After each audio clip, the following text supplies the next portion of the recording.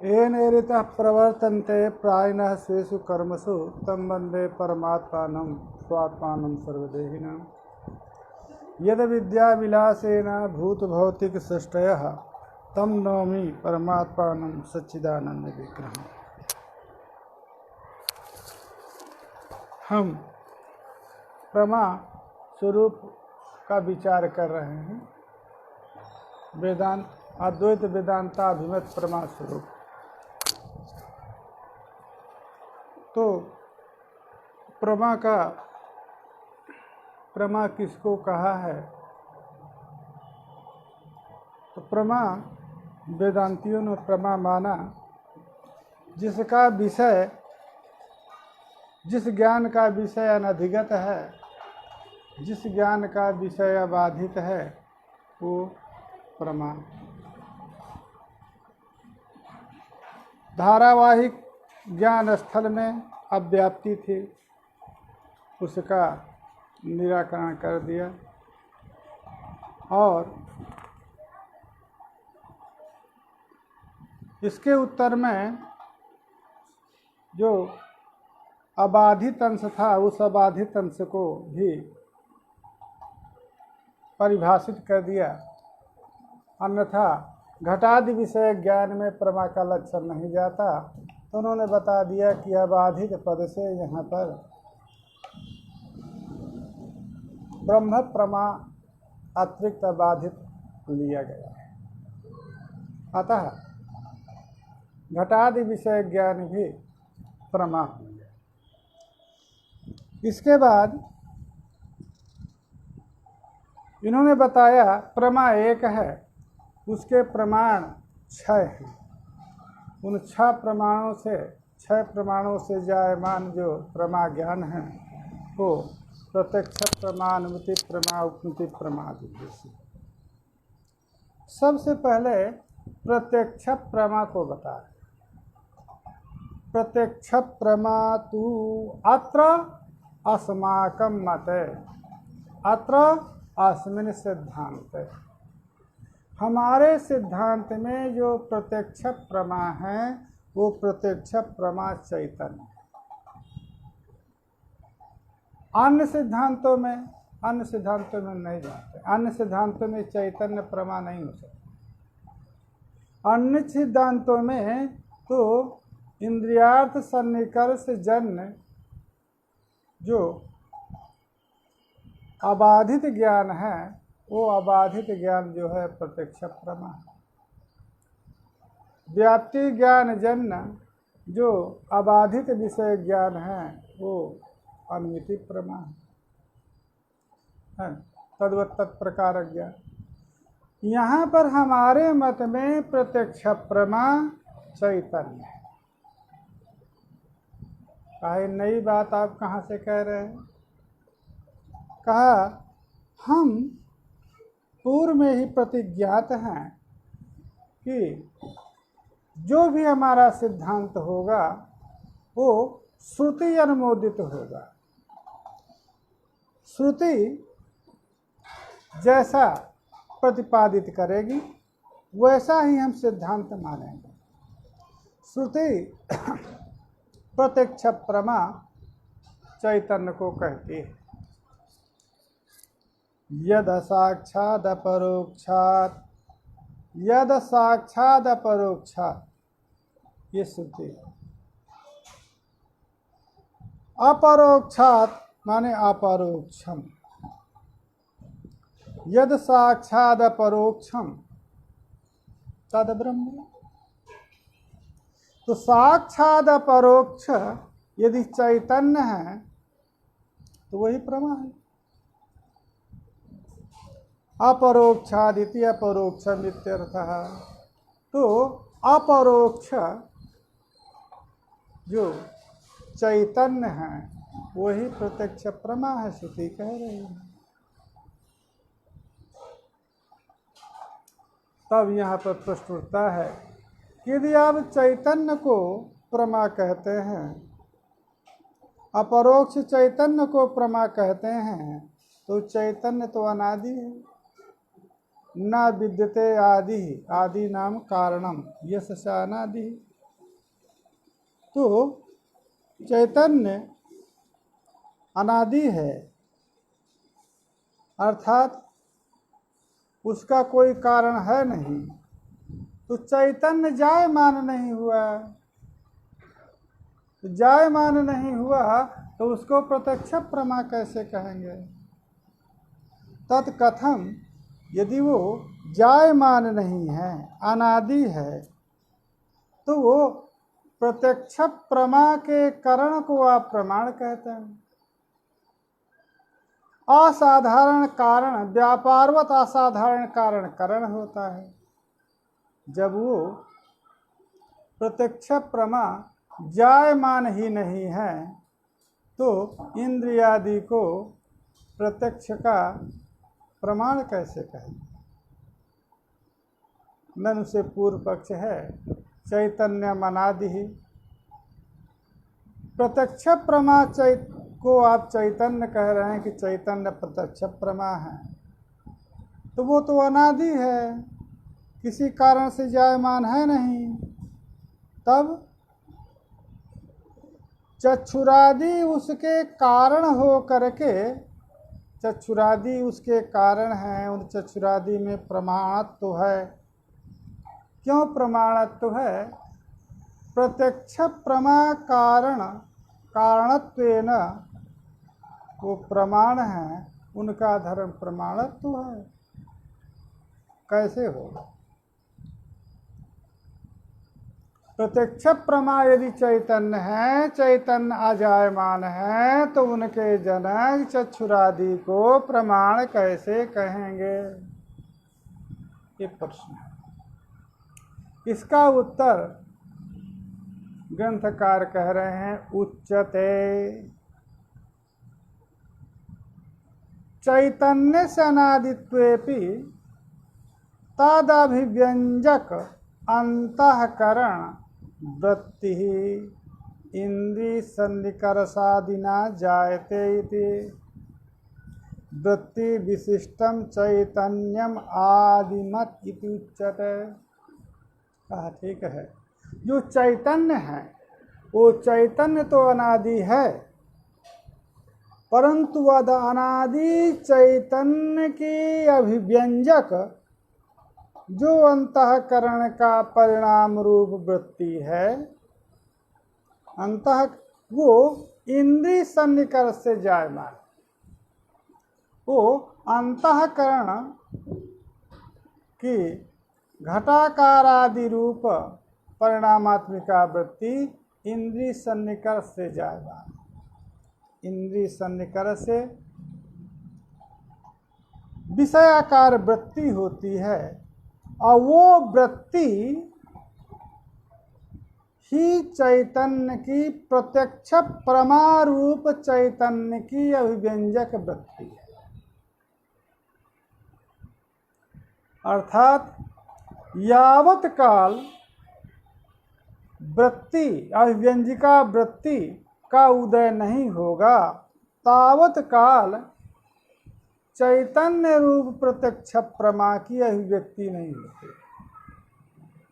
अभिव्यक्त चैतन्य जो है वो प्रत्यक्ष प्रमा होता है। अतः वो जो इंद्रियादि का सन्निकर्ष व्यापार है, इंद्रियादि करण है, उस इंद्रियादि करण जन्य जो सन्निकर्ष है विषयादि के साथ, उस सन्निकर्ष से जायमान विषयाकार अंतःकरण की वृत्ति है, परिणाम है, और वो वृत्ति से चैतन्य उसी देश में अभिव्यक्त हो जाता है। घटावच्छिन्न चैतन्य अभिव्यक्त होकर के ज्ञान हो जाता है। वहीं पर प्रत्यक्ष चैतन्य व्यापक है, तो वो वृत्ति के द्वारा अभिव्यक्त होकर के प्रमारूपता उसकी हो जाती है। अतः चैतन्य के अनादि रहने पर भी चैतन्य की अभिव्यंजक जो वृत्ति है, उस वृत्ति का जनक होने के कारण इंद्रियादि को प्रमाण कहा जाता है। इति। वृत्ति विशिष्ट जो चैतन्य है वो आदिमत हो गया। चैतन्य तो अनादि है, परंतु वृत्ति से विशिष्ट जो चैतन्य है वो आदिमत हो गया। जैसे आकाश के अनादि रहने पर भी घटाकाशो जायते, तो घट रूप जो उपाधि है वो उपाधि के जायमानता से घटाकाशो जायते, घटाकाशो ध्वंसते।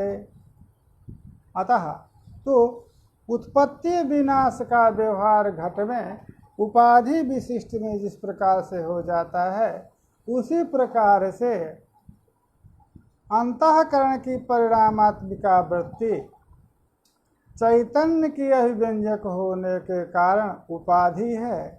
वृत्ति से अंतःकरण परिणाम वृत्ति से उपहित चैतन्य आदिमत होगा। अतः तो कहा कि वृत्ति को भी तो ज्ञान कहते हैं।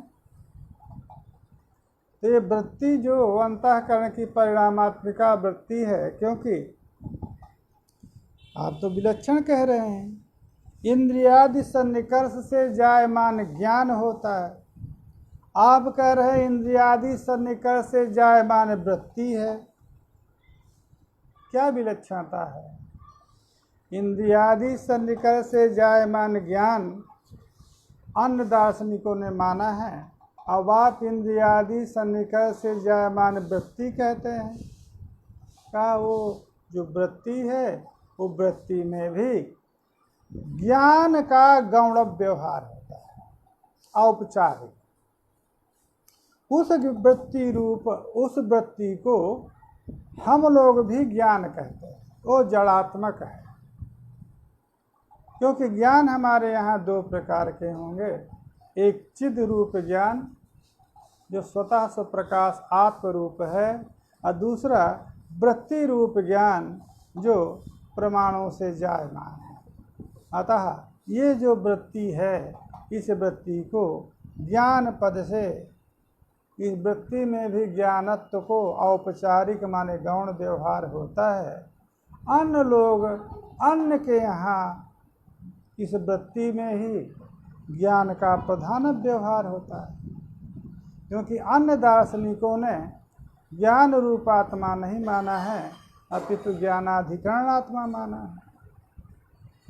सत्यम ज्ञानम अनंतम इत्यादि में ज्ञानादि पदार्थ में, विज्ञानम आनंदम ब्रह्म इत्यादि पदार्थों में असादिभ्योवच से अच प्रत्यय करते हैं ज्ञानम अस्ति अस्मिन्।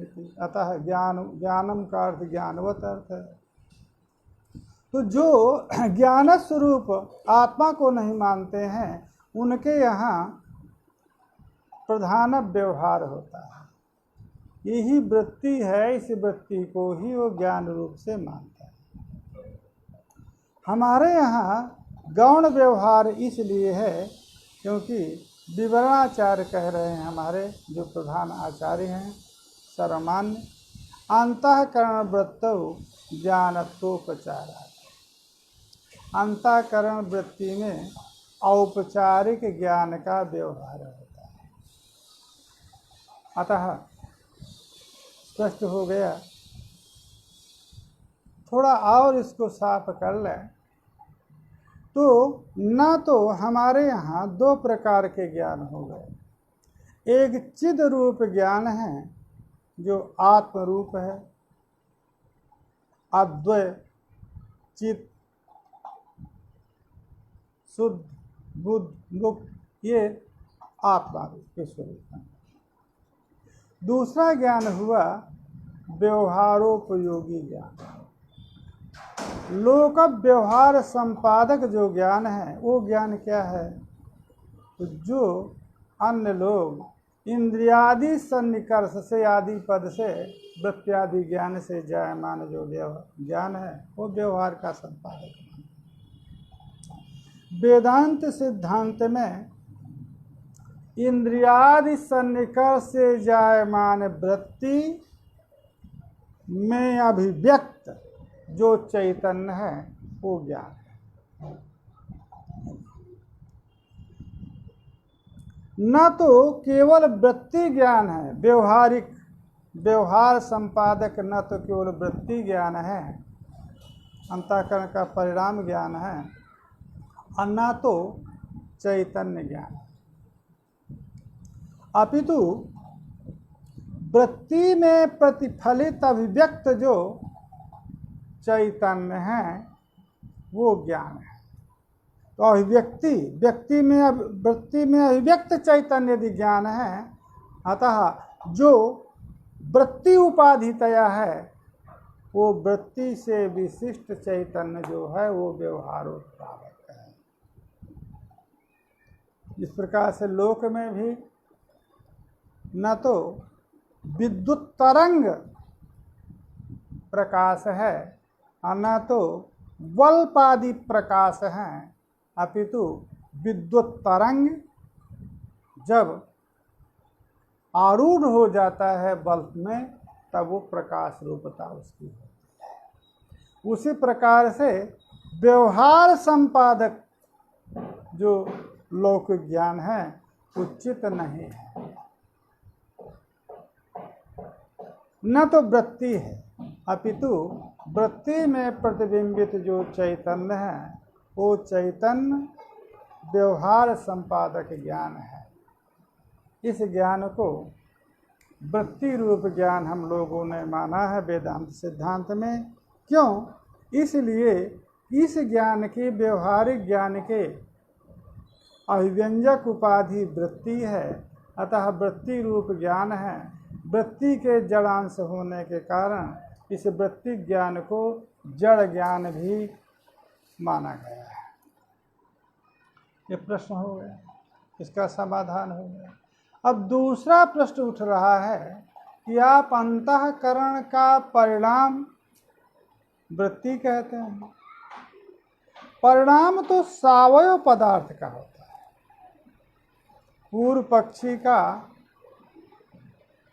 जो पक्ष है वो न्याय सिद्धांत से सम्मत है, इसलिए कि न्याय में मन को द्रव्य माना है, परमाणु रूप माना है।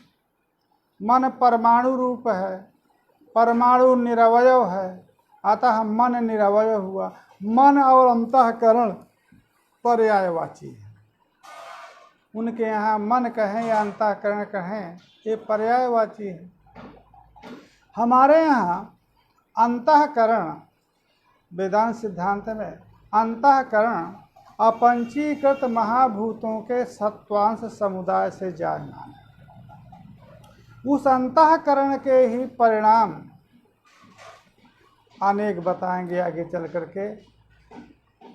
काम, संकल्प, विचिकित्सा, श्रद्धा, धृति, अधृति भी ये सब जो है अंतःकरण के परिणाम है। तो वो अपने सिद्धांतानुसार ये प्रश्न कर रहा है कि अंतःकरण का तो परिणाम हो नहीं सकता। वो क्यों? अंतःकरण तो मन अंतःकरण एक ही बात है। तो निरवयव अंतःकरण का परिणाम कैसे होगा? परिणाम को आप वृत्ति कहते हैं। ये प्रश्न उसका है कि निरवयव जो अंतःकरण है उसकी जो परिणाम उसके परिणाम को जो आप वृत्ति कहते हैं तो उसका परिणामात्मक वृत्ति हो ही नहीं सकती है। तब ये प्रश्न है कि इन अंतःकरणम न परिणमते निरवयत्वात् आकाशादि, ये भी अनुमान से भी कह सकते हैं। यद यद निरवयम तत्तत् न परिणमते। आकाशादि निरवय हैं, वहाँ पर परिणाम नहीं होता है। तो ये अंतःकरण भी मन निरवय है, परमाणु रूप है, इसका परिणाम कैसे आप कह रहे हैं? ये उसका पूर्ण पक्ष है। अच्छा, कहा अब उत्तर पक्ष में ये कह रहे हैं इत्थम कथमिति इत्थम, इत्थम पद से उत्तर दे रहे हैं, ना तावदंतःकरण निरवयम सादिद्रव्यत्वेन सावयव। कहा आप निरवयत्वेन जब अंतःकरण के परिणाम के अभाव का कह रहे हैं कि परिणाम नहीं होगा, निरवय पदार्थ का नहीं हो रहा है, होगा, उसको ग्रंथकार कह रहे हैं कि अंतःकरण सादि सावयत्वात् ना निरवयम्। अंतःकरण ना निरवयम्। आप निरवयत्वेन आप उसमें अपरिणामत्व साधन कर रहे थे, उसमें निरवयता ही नहीं।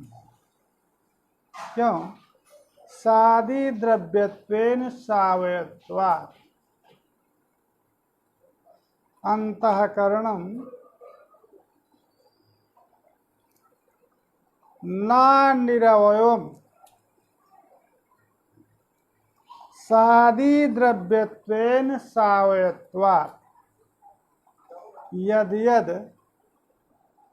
सादि द्रव्यत्वेन सावयवम् तत्तद ना निरवयम्। बात यह है, ये बात कहाँ से आ गई? आपको तो इतना कह देना चाहिए था ग्रंथकार को कि अंतःकरणम ना निरवयम् सावयत्वात्, इतना कह देता। सादि द्रव्यत्वेन सावयत्वात् इतने बड़े हेतु बनाने की आवश्यकता।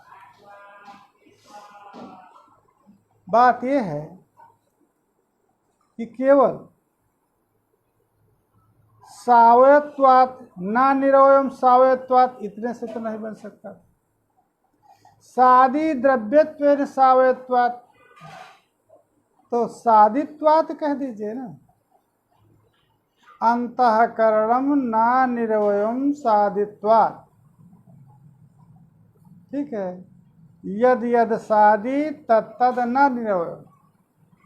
जो सादि है माने सकारणक है, वो निरवय नहीं होता है, ये बात कही जा सकती। तो सादि द्रव्यत्वेन क्यों आप कह रहे हैं?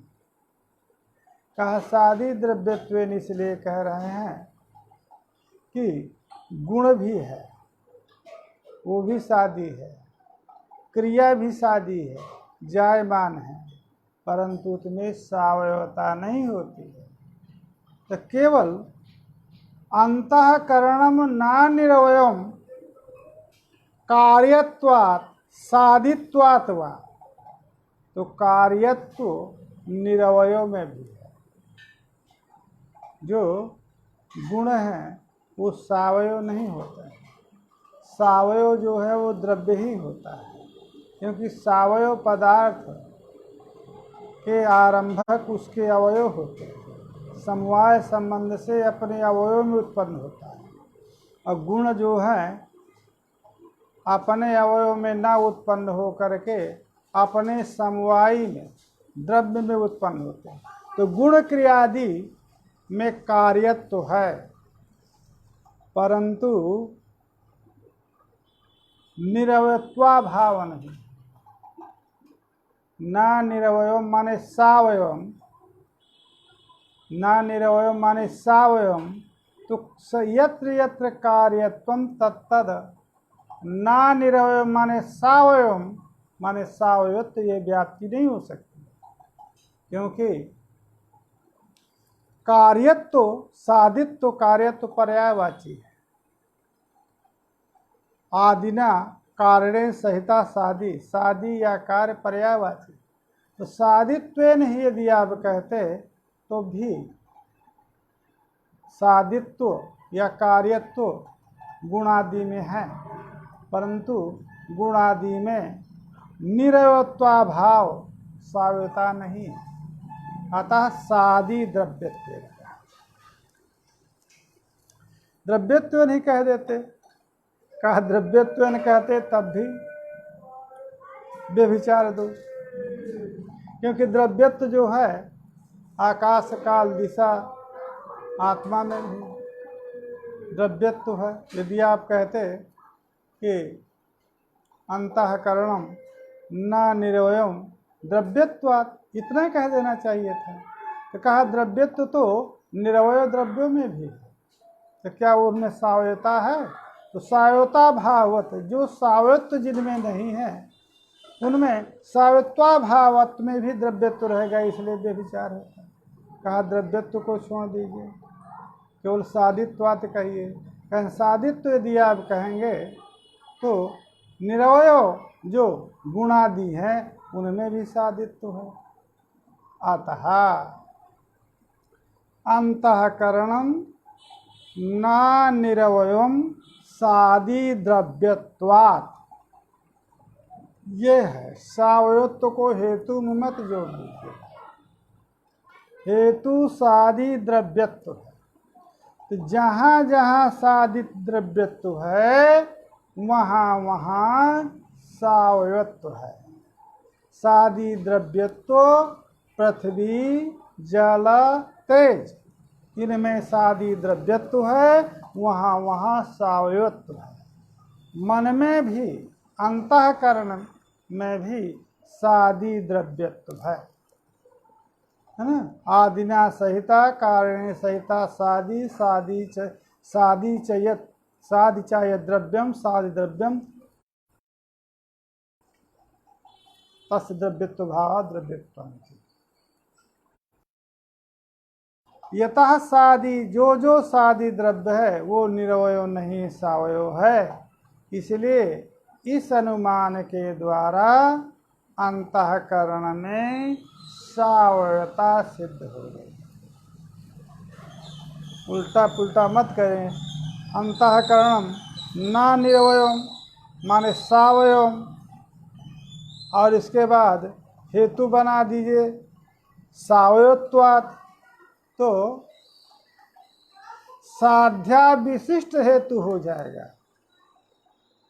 यदि आप न निरवयम माने सावयवता साध्य के लिए सावयत्वात् हेतु को आप कहेंगे तो साध्या विशिष्ट हेतु हो जाएगा, साध्य से विशिष्ट हेतु नहीं होगा। इसलिए यहाँ पर सावयवता जो है सिद्धि है, स्वरूपता है।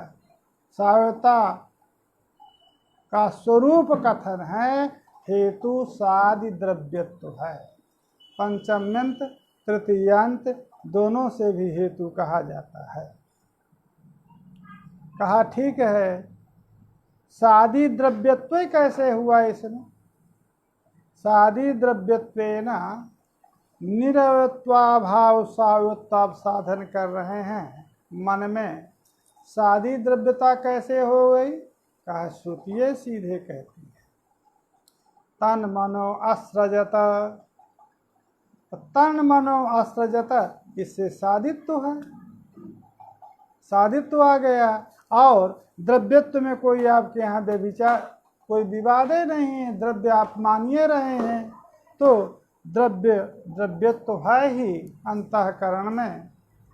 मन को आप अंतःकरण कहते हैं तो द्रव्यत्व है ही, और सादिता तो श्रुतिये कह रही है। इसलिए आपका जो ये प्रश्न है कि अंतःकरण का परिणामात्मिका वृत्ति व नहीं हो सकती है, यह कथन तो संगत नहीं हुआ, क्योंकि अंतःकरण निरवय है ही नहीं, सावयव है। हमने अनुमान प्रमाण आदि के द्वारा उसकी सावयवता सिद्ध कर दिया। अब ये वृत्ति रूप ज्ञान को, वृत्ति रूप ज्ञान मन का परिणाम है, ये कैसे आप कह रहे हैं? ये जो ज्ञान है ये ज्ञान मन का परिणाम है, ये नई बात कहाँ से आप कह रहे हैं? अभी तक तो हमने नहीं सुना था। आत्मा का गुण है मन, आत्मा का परिणाम भी नहीं, आत्मा परिणामी है। आत्मना संयोग ज्ञान के प्रति कारण होता है, अब आप मन का परिणाम है कह रहे हैं। इसमें क्या प्रमाण है? ये जो वृत्ति रूप ज्ञान है ये मन का धर्म है, अर्थात मन का परिणाम है। इसमें कोई प्रमाण चाहिए, सप्रमाण बात कहिए, जो भी आपको कहना है। ये नई नई जो आपके द्वारा कथित बातें जो नई नई आ रही हैं, जो अन्य सिद्धांतों से विलक्षण जो आपका ये कथन है, अन्य सिद्धांतों में ज्ञान को आत्मा का गुण कहा गया, आप ज्ञान को अंतःकरण का परिणाम कहते हैं, तो इसमें कुछ प्रमाण चाहिए। कह रहे हैं वृत्ति रूप ज्ञान मन का धर्म है, अर्थात मना परिणाम है, अंतःकरण का परिणाम है। ये आपके केवल कथन मात्र से नहीं हो सकता है, अपितु इसे आपको प्रमाणित करना है। तब कह रहे हैं कि संकल्प कामः संकल्पः विचित्सः श्रद्धा अश्रद्धा धृति अधृति ह्री धी भी एतत् सर्वं मनेव। बृहदारण्यक उपनिषद 1:5-4।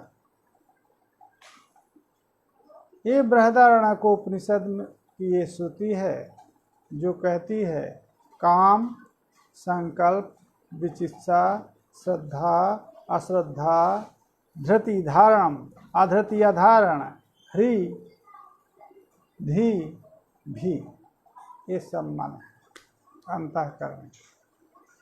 ये श्रुति ही इसमें प्रमाण है। इसलिए पहले हमने कहा था कि हम अप्रमित बात नहीं करते हैं। श्रुति इसमें प्रमाण है कि जो अंतःकरण है वो अंतःकरण के इतने धर्म हैं, काम संकल्प विशिष्टता श्रद्धा श्रद्धा धृति। अतः धी पद से शब्द से वृत्ति रूप ज्ञान अभिमत है, तो धी माने ज्ञान अंतःकरण का परिणाम है। ये हम अप्रमित बात नहीं कह रहे हैं, इसमें श्रुति प्रमाण है। इसीलिए काम आदि भी मन के धर्म है। ठीक, धी ही नहीं, काम संकल्प विशिष्टा श्रद्धा धृति अधृति धी भी, ये सब मन के ही परिणाम है। ये सिद्धांतित कर दिया। अब पुनः ये सिद्धांतित हो गया कि मन का परिणाम होता है, सावयव है। दूसरी बात, मन के परिणाम को ज्ञान कहते हैं, ये भी प्रमित हो गया। अब बात आगे बढ़ गई कि काम संकल्प आदि ये भी मन के परिणाम है। तब कह रहे हैं कि यदि काम आदि मन के धर्म होंगे, काम आदि यदि ठीक है मन के परिणाम यदि कह रहे हैं, मन के धर्म होंगे, परिणामी का परिणाम धर्म होगा। तो कामादि अंतःकरण धर्मत्वे, कामादि भी अंतःकरण के धर्म होंगे, तब क्या होगा? अहम जानामि, अहम कामये, ये व्यवहार नहीं होगा। अहम विधेमि, ये व्यवहार नहीं होगा। क्यों?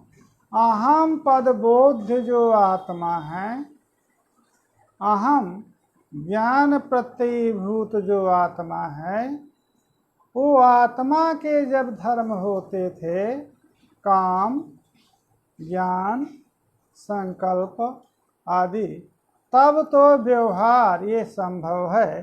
अहम जाने, अहम कामये, अहम संकल्पयामि विकल्पयामि, अहम विधेमि। परंतु जब अंतःकरण के धर्म हो जाएंगे तो अहम के साथ धर्मी का ही समानाधिकरण व्यवहार होता है। जब वो आत्मा के धर्म ही नहीं होंगे, अहम पद बोध आत्मा के जब धर्म नहीं होंगे, तब व्यवहार अहम जाने, अहम अनुभवामि, अहम कामये, अहम संकल्पयामि, अहम ये व्यवहार नहीं होगा। अपितु क्या होगा? मम मनः जानाते, मम मनः कामयते, मन मनः संकल्पयति, ये व्यवहार होगा। अब व्यवहार होता है अहम कामये, अहम संकल्पयामि, अहम विकल्पयामि, अहम विभेमि। उसी में प्रश्न कर रहा है कि आपका जो कथन है ये अनुभव विरुद्ध है। क्यों अनुभव विरुद्ध है? क्योंकि व्यवहार अहम जाने, अहम संकल्पयामि इत्यादि व्यवहार होता है। उसी को ननु से पूर्व पक्ष उठा रहे हैं।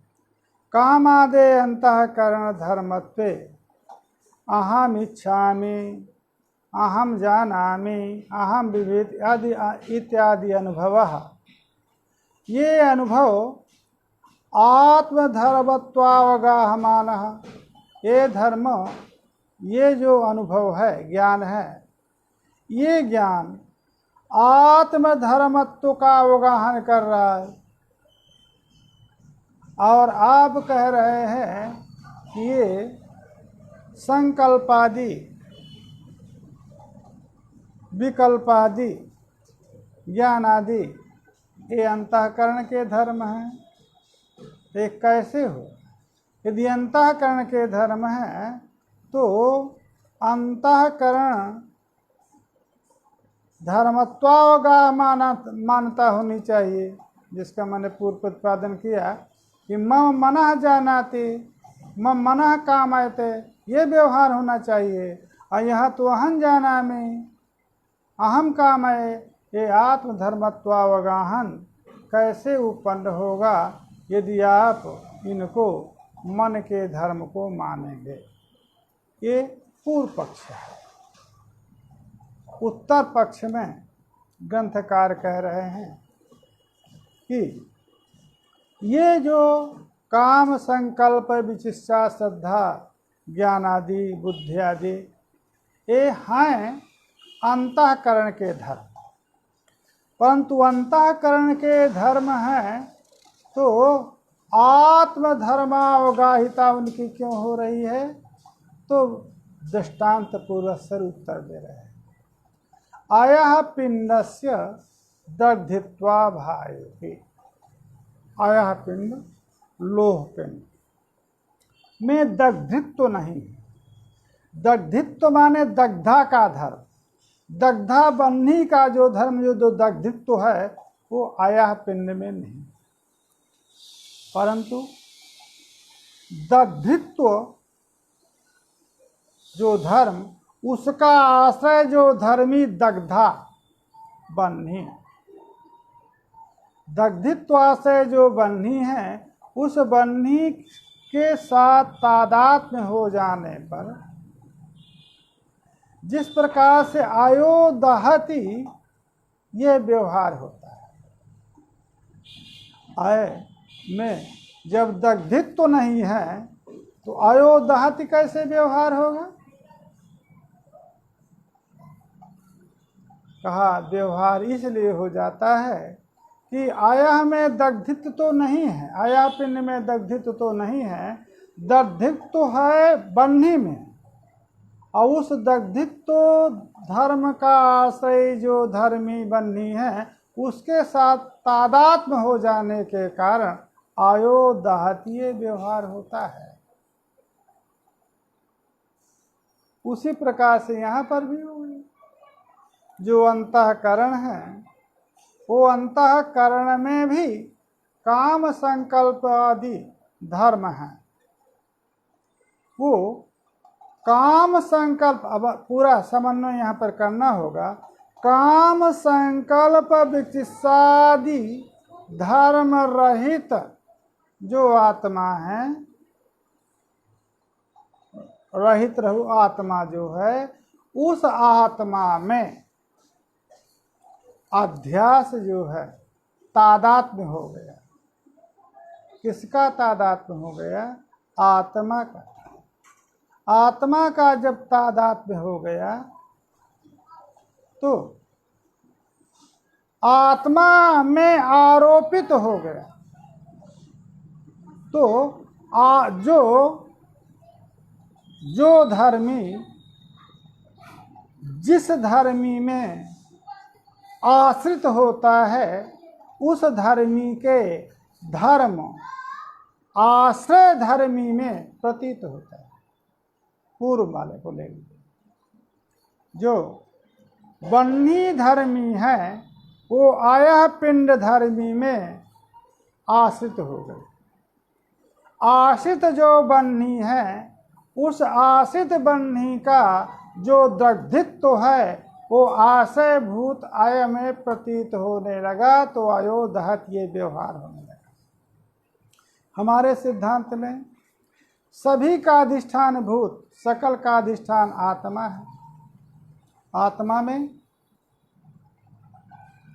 अविद्या का अध्यास हुआ, अविद्योपहित में अंतःकरण का अध्यास हुआ। तो अंतःकरण के धर्म जो ज्ञान विशिष्टादि हैं वो धर्म अंतःकरण, वो अंतःकरण धर्मी आरोपित कहेंगे हम लोग। तुम लोग अपना आश्रित समझ लो। आत्मा में आरोपित हो गया। अब जो आरोपित हुआ आत्मा में, आत्मा अधिष्ठान है, तो आरोपित जो अंतःकरण है उस अंतःकरण के धर्म का भी अवगाहन आत्मा में होने लगा। अतः अहम जाने अहम संकल्पयाम ये व्यवहार है। उसी को लिखा।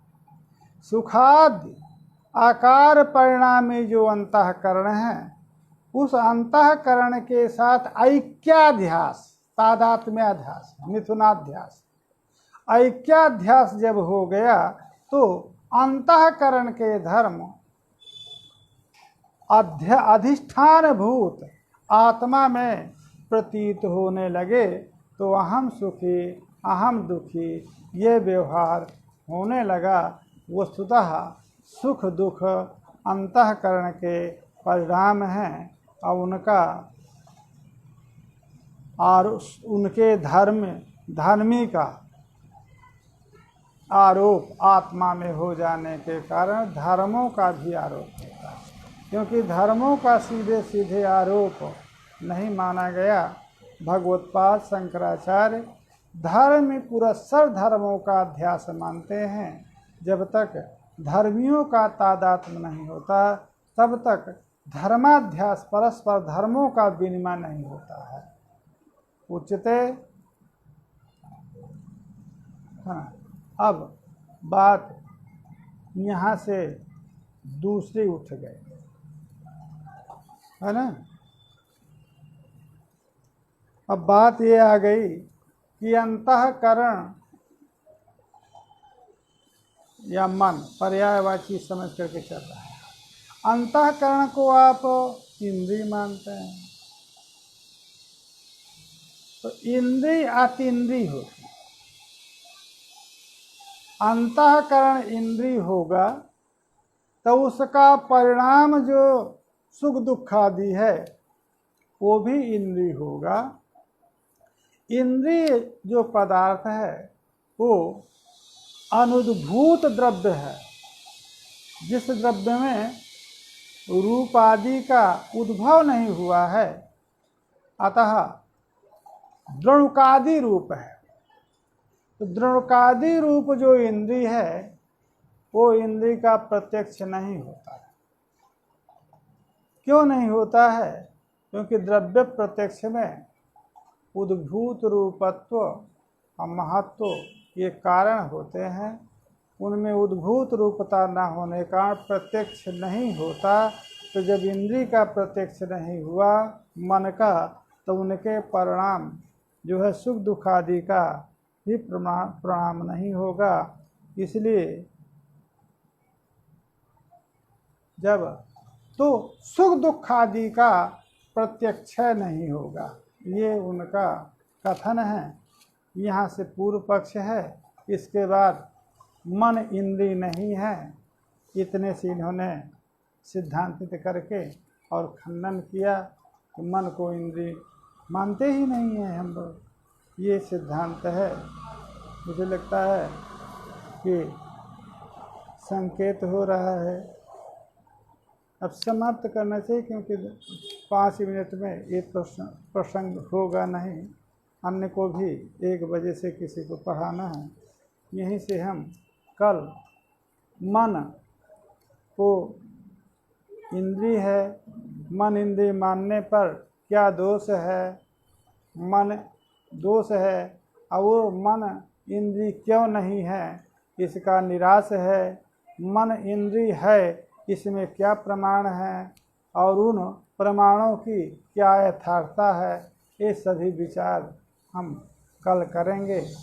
मन इंद्रिय है, उसमें प्रमाण क्या है, और वो प्रमाण जो मन के इंद्रिय में प्रमाण हैं वो अतात्विक कैसे हैं, यथार्थ कैसे हैं, वो प्रमाणों में प्रमाणाभासता कैसे है, ये प्रतिपादन हम कल करेंगे। जय श्री कृष्ण। जय श्री कृष्ण।